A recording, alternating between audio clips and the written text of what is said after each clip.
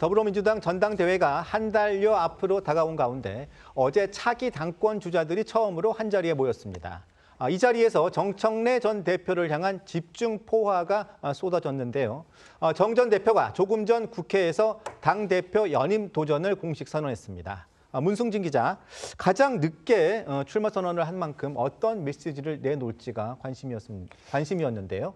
네, 그렇습니다. 그러니까 정청래 전 대표가 지난달 24일 당대표직에서 물러난 뒤 오늘 오후 2시 국회에서 당대표 연임 도전을 공식화했습니다. 김민석 전 총리와 송영길, 고민정 의원, 또 김보미 전 전남 강진군 의회 의장에 이어 가장 늦게 출사표를 던진 건데요. 정 전 대표는 일정 공유 등을 위한 이 SNS 단체 대회방도 개설했고요. 출마 선언에는 이 김대중 노무현, 문재인 이재명으로 이어지는 민주당의 정신을 계승하겠다는 의지를 담을 예정인 것으로 알려졌습니다. 이번 주 목요일부터 이 전당대회 공식 후보 등록이 이루어집니다. 다만 후보들 간 신경전이 거세지면서 전당대회 룰 개정과 관련해서는 좀처럼 결론이 나지 않고 있는 상황인데요.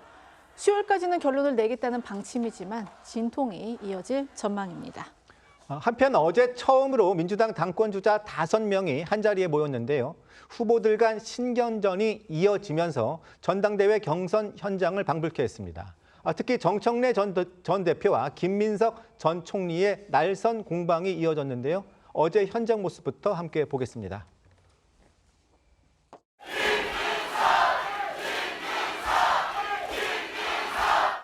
승리하지 않으면 지방자치의 성장도 없습니다.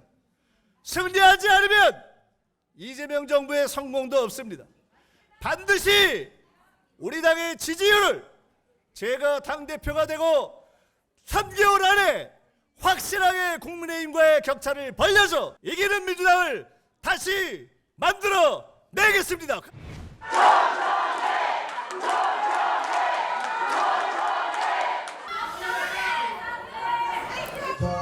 출마 선언하시는 분들께서 저를 다 공격하시고 비판하시는데 많이 아픕니다. 2대1, 3대1로 싸우는 것은 불공정하지만 제가 전직 당대표였기 때문에 맞을 것은 맞겠지만 정당방위는 하겠습니다.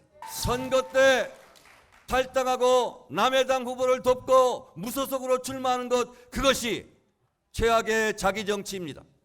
저는 자기 정치하지 않았습니다. 들으신 것처럼 어제 국회 의원회관에서 열린 민주당 당대표 후보 정견 발표에서는요, 이 후보들 간의 날선 공방이 이어졌습니다. 김민석 전 국무총리는 2028년 총선에서 승리를 하지 못하면 개혁도 이재명 정부의 성공도 없다면서 유능한 민주당을 다시 만들겠다 이렇게 강조를 했죠. 그러면서 이 정청래 전 대표가 이끈 지방선거를 언급하며 책임론을 제기를 했습니다. 이에 정 전 대표도 곧바로 맞받았는데요. 출마 선언을 하시는 분들께서 저를 다 공격하고 비판을 하시는데 많이 아프다면서도 때리면 맞겠지만 정당방위는 앞으로도 계속하겠다 이렇게 덧붙였습니다. 네, 현장에서는 후보들뿐 아니라 지지자들 사이에서도 거친 신경전이 벌어졌습니다. 김 전 총리 지지자들이 정 전 대표의 연설 도중 1년을 말아먹고 무슨 큰 소리냐, 사퇴하라며 거세게 항의를 했고요. 이에 정 전 대표 지지자들이 맞서면서 고성과 욕설이 오갔고 일부 당원들 사이에서는 몸싸움까지 벌어졌습니다. 이처럼 민주당 전당대회가 초반부터 난타전 양상으로 흘러가는 모습입니다. 문승진 기자, 두 후보의 신경전이 과거 이력을 파헤치는 파묘로까지 가고 있죠. 그렇습니다. 먼저 포문을 연 사람은 바로 이 정청래 전 대표였습니다. 어제 SNS를 통해서 나는 억울한 컷오프로 공천에서 탈락했지만 탈당하지 않고 당 승리를 위해 더 컷 유세단을 이끌며 뛰었다며 누가 자기 정치를 했냐고 반문했는데요. 앞서 자신을 자기 정치라고 비판한 김민석 전 총리를 정면으로 겨냥한 겁니다. 그러면서 최악의 자기 정치는 선거 때 탈당해 무소속으로 출마하거나 남의 당 후보를 돕는 구태 정치라며 김 전 총리의 약점으로 꼽히는 24년 전 바로 이 후단협 사태까지 소환했습니다. 아시는 것처럼 후단협 사태는 2002년 대선 당시 이 노무현 후보의 지지율이 하락하자 민주당 일부 의원들이 이 정몽준 후보와의 단일화를 주장하며 집단 탈당한 사건입니다. 김민석 전 총리도 곧바로 반격했습니다. 국회 행사에 참석한 자리에서 지방선거 당시 경기 평택 국회의원 재선거를 언급을 하면서 후보를 냈으면 화끈하게 지원을 하고 아니면 단일화를 했어야 하는데 이도저도 아닌 선택이 됐다고 비판을 한 겁니다. 사실상 정 전 대표가 조국 전 대표와 맞붙었던 김용남 민주당 후보를 적극 지원하지 않았다고 직격을 한 거죠. 조국 혁신당과의 합당 무산과 관련해서도 절차를 무시하고 수기와 토론을 배제했기 때문에 성공시키지 못했다며 정 전 대표의 책임이 크다고 주장했습니다. 네, 강석일 부대님께 여쭤볼게요. 정청래 전 대표가 SNS를 통해서 친명계의 선호투표제 공세를 자신에 향한 몰매 이런 표현을 빗댄 만평을 공유하면서 잘 견뎌보겠다고 했습니다. 자, 선호투표제 적용될지 그리고 적용된다면 사실 누구에게 더 유리한 제도가 될까요? 사실 압도적인 1등은 뭐 이러든 저러든 상관이 없습니다. 하지만 2등 후보, 3등 후보는 아무래도 역전의 시간을 더 길게 가져가면 갈수록 좋겠죠.